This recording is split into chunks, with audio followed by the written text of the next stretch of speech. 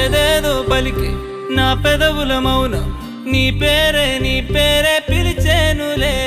నీ పిచ్చితోనే అల్లాడే ప్రాణం నిన్నే